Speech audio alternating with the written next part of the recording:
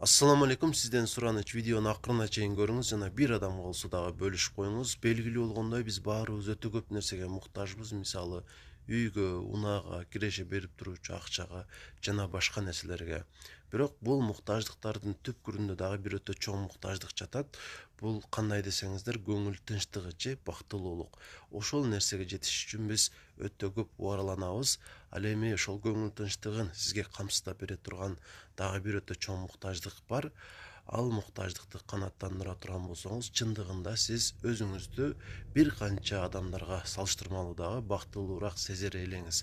Ал кандай муктаждык десеңиз, жакшылык кылуу муктаждыгы.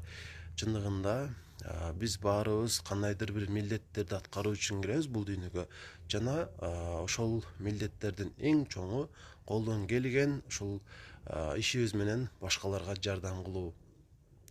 Жана жардамдын эң чоңу албетте биринчи кезекте ата энеге жана эң жакын адамдарга болуш керек, андан кийин чөйрөбүзгө.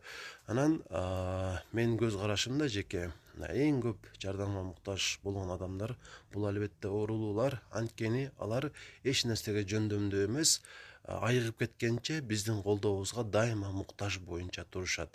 Сиздерге тирүүлөй мисал катары ушул Жазира эжени көрсөткүм келип турат. Копол болсо дагы айтайын, жатын рагынан жабыркап жүрөт. Тез арада операция болуш керек жана ошонун негизинде буюрса айыгып кетет. Эгер ал нерсе болбой турган болсо, өмүрү коркунуч астында калат. Жазира эже өзү мурунку аскер адамы. Ушул пенсияга чыгарына аз калганда белгисиз себептерден улам иштен ушул чыгарылган. Азыркы күнгө чейин мамлекет тарабынан бул эжеге дээрлик жардам берилбей келет. Жана бул эженин үй бүлөсүндө дагы ушул ишке жарамдуу иштей турган бир дагы адам жок. Тилекке каршы дайыма ушул колдоого муктаж болуп эле жашап жүрөт. Бирок тилекке каршы жардам берген адамдар деле жокко эсе, коомчулуктан биз жардам күтөбүз.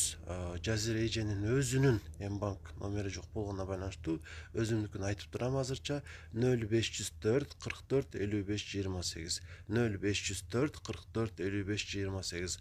Ушул номерге акча которсоңуздар, балким 10 күндүн ичинде, балким андан көбүрөөк убакыттан кийин видео отчет кылып, канча акча түшкөн болсо алып келип ушул Жазира эжеге берем. Эми ушул эженин өзүнүн оозунан дагы бир ооз жакшы бир сөздөрдү уксаңыздар жана балким бул нерсе сиздердин жүрөгүңүздөрдүн жылышына себеп болор. Жазира эже. Саламатсыздарбы, кыргыз элим. Сиздерден жардамга аябай муктаж болуп жатам. Мен оборонада иштедим, УКМКда иштедим. Мен оборонанын офицерлерден чоң рахмат. Бирок УКМКнын офицерлерине аябай нааразымын. Ушинтип ооруп жатсам, менен кабар алышпаганына, кызматтан кичине болбогон нерселерде болгондуктан 14 жыл армияда иштедим. Эмне кылдым деп өзүм сурай берем. Ушул Баткен согушундан ушул ооруну ашырганыма гана өкүнөм.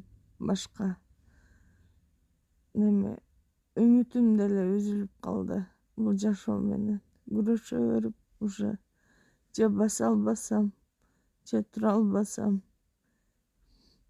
сиздерден жардам сурайм. Кыйналып жаткан өчүрүм.